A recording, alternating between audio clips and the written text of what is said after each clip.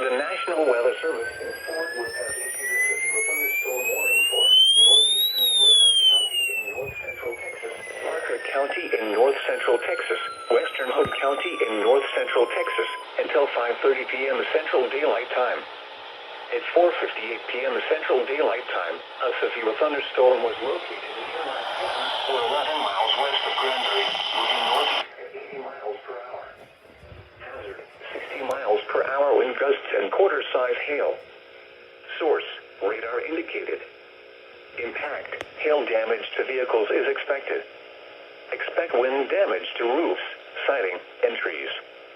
Locations impacted include Weatherford, Mineral Wells, Azle, Granbury, Briar, Willow Park, Reno, Aledo, Springtown, Hudson Oaks, Anetta, Lipan, Cool, Pooville, Mineral Wells State Park, Oak Trail Shores, Toller, Anetta South, Anetta North, and Milfap. This includes the following highways: Interstate 20 between mile markers 390 and 422.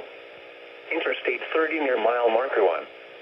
A tornado watch remains in effect until 10 p.m. Central Daylight Time for north central Texas. For your protection, get inside a sturdy structure and stay away from windows.